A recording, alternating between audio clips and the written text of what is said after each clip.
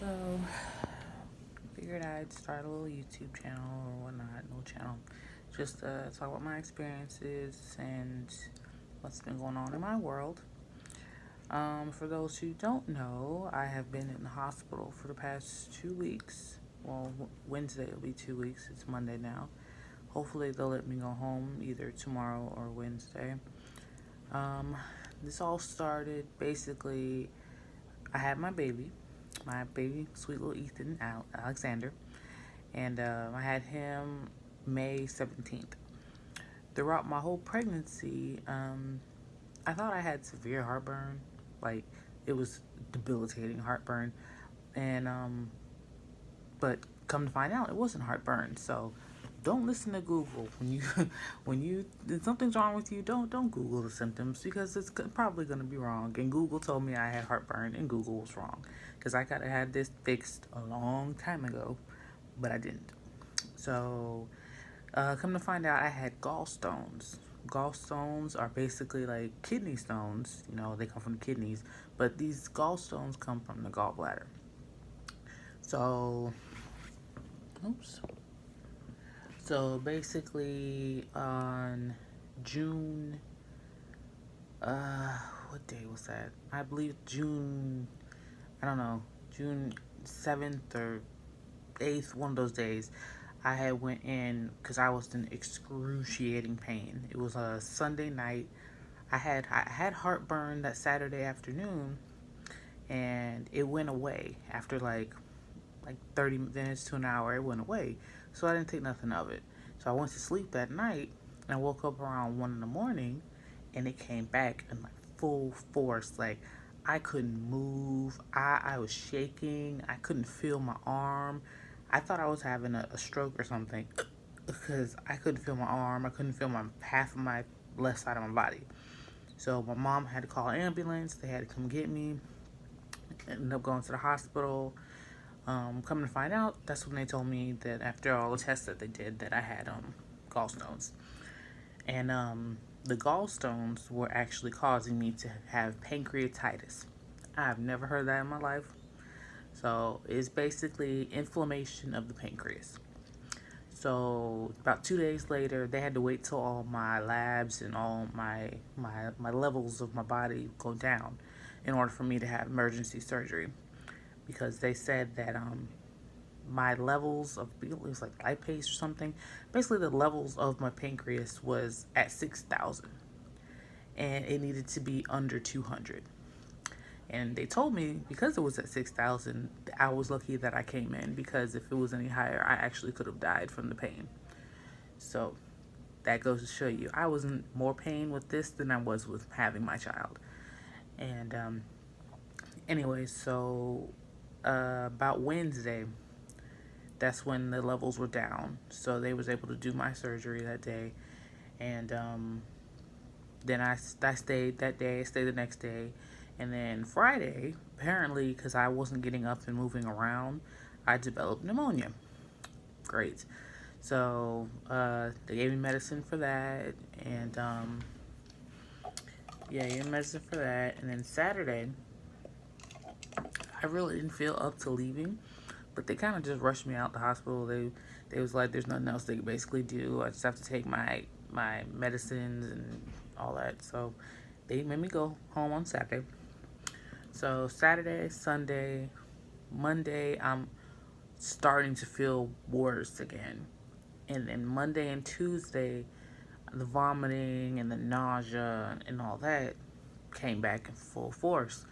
So I called my doctor and I'm like, is this normal that I'm starting to throw up again, I'm nauseous again, I can't keep anything down again?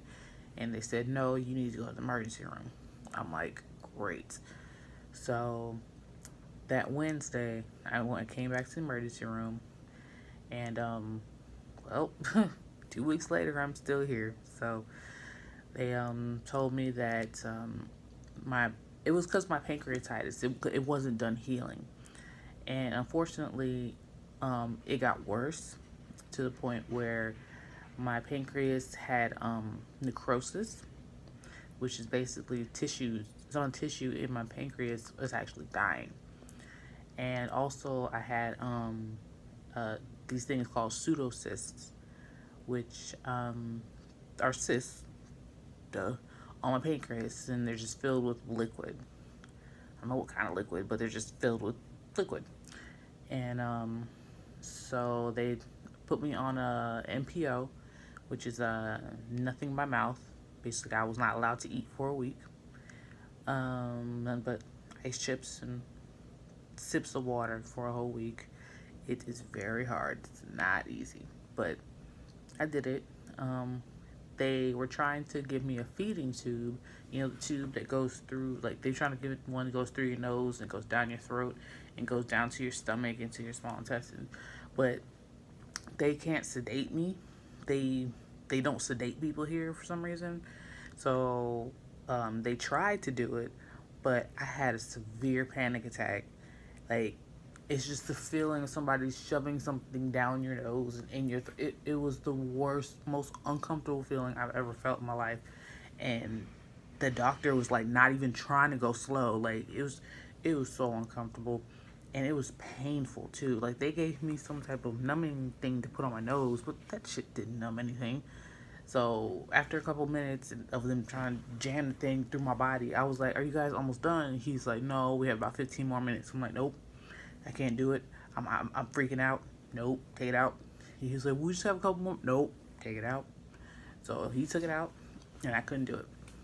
And they're saying that would have been the best way for me to get my nutrients, but I'm like, I can't do it.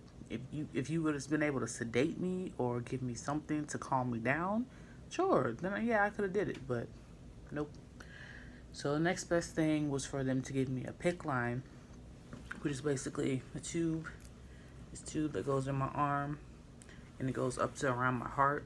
It's basically going through my vein, like a big vein that goes near my heart, and it goes through my, like, whatever they pump into it goes through my body. And they've been giving me a bag of these nutrients, these two different nutrients. One is like fats, which is in the white bag, and then one is just regular nutrients, I think, in the yellow bag. So they've been giving me that for about a week now. I don't know if I thought it was helping, but I guess not, because I'm still throwing up. I'm still nauseated. I'm able to get a little bit of food down, like just a little bit of Jello. I had like a couple of spoonfuls of soup. Um, they had a repeat CT scan last week, and the scan showed that my pancreas, the cysts on my pancreas, are actually gotten bigger. They haven't gotten smaller, which is not good, but they can't do anything about it. They said worst case scenario, they would have to perform surgery, or they would send me over to Emory to have them do the surgery so they can drain the cysts. But they said it's such a risky surgery that they would rather I just wait it out and see if if they just get smaller on their own.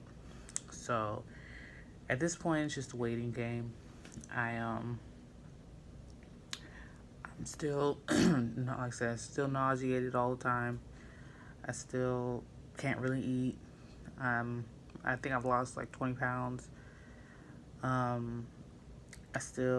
It's hard to walk because I'm so weak, because I don't have any energy. Yeah, it's been rough.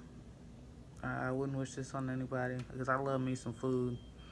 I love me some food. I'm like, why would I get the one illness that will affect the way I eat? Why me?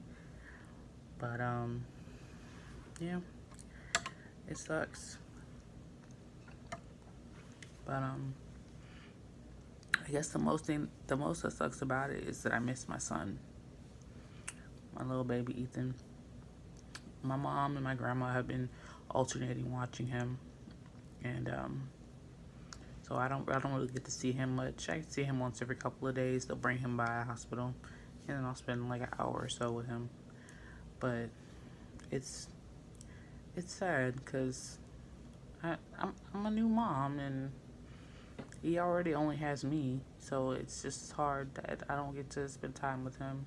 Like, I find myself crying a lot and upset, and some days I'm in a funk. I don't even get out of bed some days because I just miss him. And his little crazy little facial expressions and his cries and his stinky booty and just his, I just miss my son, and I hope I can get home to him soon. Um, this has been a very eye-opening experience about health. So my suggestion to everyone who is watching this is, please, if you think something is wrong with you, get it checked out. Do not wait. Don't think he'll just go away on its own, because 9 times out of 10 it will not, and it could progress into something much worse.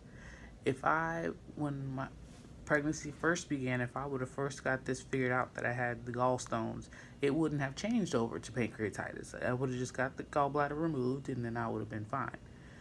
But I waited too long, waited to the point where I almost died. And that's not good. And I would not want to leave my son in this world without me. I know he has family. I know he has my family, and he somewhat has his father's family, but I just don't want to leave my son in this world without me. So, and I'm sure there's people who have kids or don't have kids or have spouses or whatever, and you don't want to leave them in this world without you. So if you think something is wrong with you or your health or your mental health, anything, please just go get it checked out. Just for the sake of your family and your loved ones and all that, just do that. But but yeah, that's all I gotta say in this. Sit here and finish enjoying my hospital jello and my sweet tea, and probably take a nap and get some more meds in about an hour or so. And yeah, so thanks for watching.